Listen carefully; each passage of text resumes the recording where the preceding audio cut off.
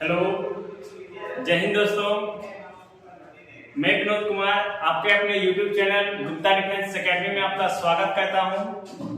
तो दोस्तों, जैसा कि आप सभी को पता होगा कि अभी अग्निवीर का एग्जाम चल रहा है और अग्निवीर में कल के शिफ्ट में जो एग्जाम में क्वेश्चन पूछा गया है वो आज आप लोगों के बीच हम लेके आए हैं। और ये एग्जाम में लगभग सभी शिफ्ट में यहाँ से एक क्वेश्चन पूछा जाता है। तो जितने भी क्वेश्चन आपके सामने दिख रहे हैं सभी का सभी क्वेश्चन आप लोग के लिए इंपॉर्टेंट है। तो पेन और पेपर लेके इसमें बैठिए और इसको जितना भी क्वेश्चन बता रहे हैं सबको लिखते जाइएगा। आप लोग के लिए बहुत ही फायदेमंद होगा ये क्वेश्चन। तो आइए, आप लोग का ज्यादा समय ना हम गवाते हुए आप लोग का ये क्वेश्चन का डिस्कशन हम करते हैं।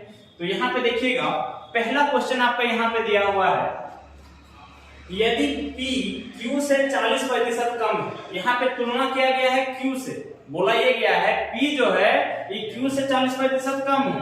P और Q है, P जो है Q से 40% कम है, यानी कि Q जो है ये हम इसको मान सकते हैं 100, तो ऐसे ये 40% कम होगा यानी कि 60 होगा। तो आपको यहाँ से पूछा गया Q जो है वो P से कितना प्रतिशत अधिक है। Q जो है P से कितना अधिक है, तो यहाँ पे हम ध्यान देंगे तो कितना अधिक है, 40 अधिक है। लेकिन कितना में से, 60 में से अधिक है, तो 100 में से कितना हो जाएगा। तो यहाँ पे अगर आप ध्यान दीजिएगा, काट दीजिएगा तो हो जाएगा आपका, ये कट जाएगा आपका 2 बार में, ये आपका 2 से कटेगा 3 बार में।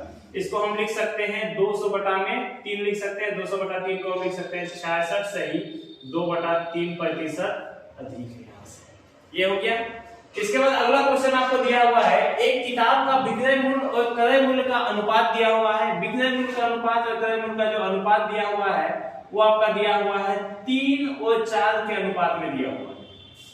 3 और 4 के अनुपात में दिया हुआ है, यानी कि किसी वस्तु को खरीदा तो गया है 4 रुपया में, लेकिन बेचा गया है 3 रुपया में, तो उस आदमी को क्या होगा, हानि होगा। तो अगर आप यहाँ पे देखिएगा कितना की हानि हो रही है, 1 की हानि हो रही है, लेकिन कितना में से, क्रय मूल्य में से तुलना किया जाता है। तो क्रय मूल्य आपका क्या है, 4 है, तो 1 बटा हो जाएगा आपका 4 गुना में हो जाएगा 100। अगर आप इसको लिख दीजिएगा तो इस पे अगर काट दीजिएगा 25 बार में कटेगा, तो यहाँ से हम लिख सकते हैं 25% का उस व्यक्ति को क्या हुआ है, हानि हुआ है। इसके बाद आगे बढ़िएगा तो आपको यहाँ पे अगला क्वेश्चन दिया हुआ है, कितनी धनराशि 10 वर्षों में 5% वार्षिक सहायक ब्याज की दर से 120 रुपये ब्याज देगी। तो अगर आप ध्यान दीजिएगा तो आपको एक फॉर्मूला हम पढ़ाए थे, SI = PRT/100, ये फॉर्मूला बताए थे। यहाँ पे बोला गया कितनी धनराशि, यानी मूलधन आपसे पूछा हुआ है, यहाँ पे दर दिया हुआ है, समय दिया हुआ है, सहायक ब्याज दिया हुआ है, तो मूलधन आपको निकालने बोला है। तो यहाँ पे आप सहायक ब्याज आपका दिया हुआ है 120 रुपया का ब्याज दे रहा है, 120 रुपया हो गया। मूलधन आपसे पूछा है तो मूलधन का P का हो जाएगा। रेट आपका दिया हुआ है यहाँ पे 5%, तो आप यहाँ पे लिख दीजिएगा 5 लिख दीजिएगा।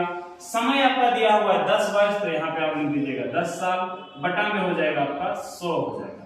यहाँ से 1 0 से काटिएगा तो 1 0 कट जाएगा आपका, 5 से 10 को काटिएगा तो ये आपका 2 बार में कटेगा, और P का जो वैल्यू हो जाएगा आपका हो जाएगा 240 रुपये। तो 240 रुपये इसका क्या हो जाएगा, मूलधन हो जाएगा। इसके बाद हम लोग अगले क्वेश्चन की ओर आगे बढ़ेंगे। तो अगला क्वेश्चन हम लोग का दिया हुआ है, अगला क्वेश्चन हम लोग का दिया है, A अकेला किसी काम को 6 दिन में पूरा कर सकता है। A अकेला किसी काम को 6 दिन में कर सकता है, जबकि B अकेला उसी काम को 8 दिन में पूरा कर सकता है। तो दोनों मिलकर उस काम को कितने दिनों में पूरा कर सकता है। तो इस तरह का क्वेश्चन बनाने के लिए आप लोग को सभी को पता होगा कि ये A और B का हमको सबसे पहले क्या लेना पड़ेगा, एलसीएम लेना पड़ेगा। तो एलसीएम इन दोनों का हो जाएगा 24 हो जाएगा, 24 हो जाएगा। 24 काम टोटल करना है, वो 6 दिन में पूरा करता है, तो 1 दिन में ये कितना करता होगा, तो ये 4 काम करता होगा। 24 काम करना है B को, ये 8 दिन में पूरा करता है, तो ये कितने दिन में करता होगा, तो ये 3 दिन में करता होगा। अगर दोनों का A और B का 1 दिन का काम निकाला जाए तो यहाँ से निकल के आएगा आपका 7 काम निकल के आएगा। और टोटल काम है कितना आपके पास, यहाँ पे टोटल काम 24 है, और 24 को आप 7 से भाग दे दीजिएगा तो हो जाएगा आपका 3/3/7। ये हो जाएगा, इतना दिन में इस काम को पूरा किया जा सकता है, दोनों मिलकर।